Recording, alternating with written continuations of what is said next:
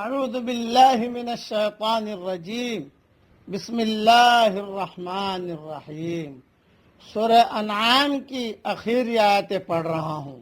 ان الذین فرقوا دینہم وکانوا شیعا لست منہم فی شیء، جنہوں نے اپنے دین میں راہیں نکال لی اور گروہوں میں بٹ گئے، آپ کا ان سے کچھ بھی تعلق نہیں۔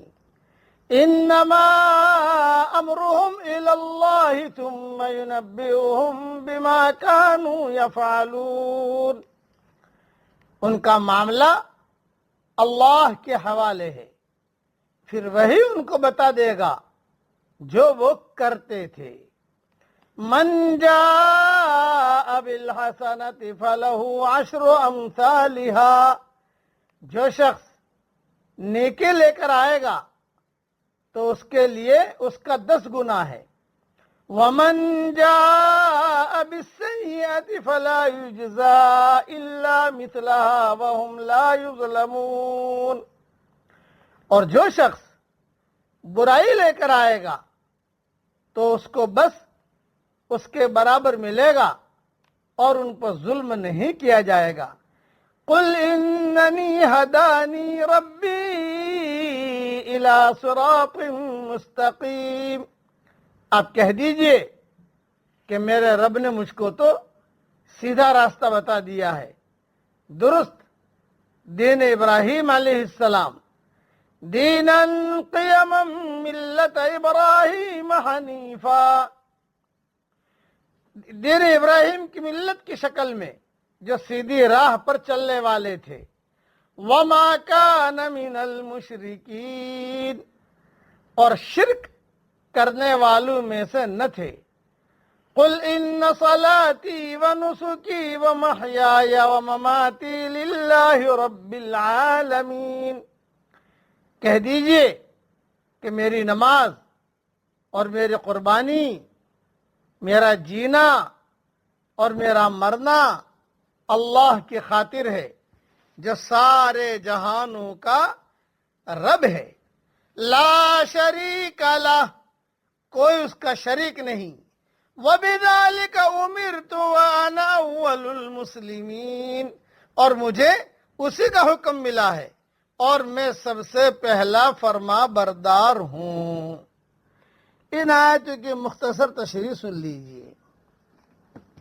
یہ لفظ جو قرآن شریف میں آیا ہے شیعہ، ان الذین فرقوا دینہم وکانوا شیعا لست منہم فی شیء، شیعہ کے معنی فرقے اور گروہ کے ہیں، اور یہ بات ہر اس قوم پر صادق آتی ہے جو دین کے معاملے میں مجتمع تھی، لیکن پھر ان کے مختلف افراد نے اپنے کسی بڑے کی رائے کو ہی مستند اور حرف اخیر قرار دے کر اپنا راستہ الگ کر لیا، چاہے وہ رائے حق اور ثواب کے خلاف ہی ہو۔ فتح القدیر میں یہ مضمون لکھا ہوا ہے۔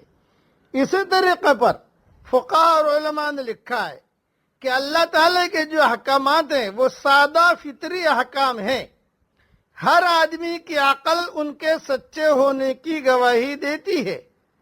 اگر صرف ان چیزوں پر زور دیا جائے تو کبھی بھی اختلاف اور فرقہ بندی نہ ہوگی، مگر جب قوموں پر زوال آتا ہے تو ان میں ایسے رہنما پیدا ہوتے ہیں جو ان سادہ احکام میں طرح طرح کی غیر فطری شقیں نکالتے ہیں۔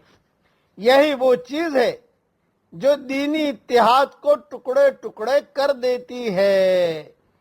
اس سادہ اور فطری دین پر اپنی ساری توجہ لگانا سب سے بڑی نیکی ہے۔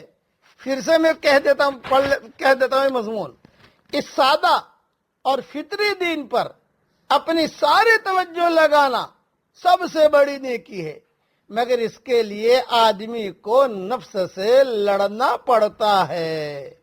ماحول کی ناسازگاری کے باوجود صبر اور قربانی کا ثبوت دیتے ہوئے اس پر جمے رہنا ہوتا ہے. یہ ایک بڑا پرمشقت عمل ہے، اس لیے اس کا بدلہ بھی خدا کے یہاں کئی گنا بڑھا کر دیا جاتا ہے.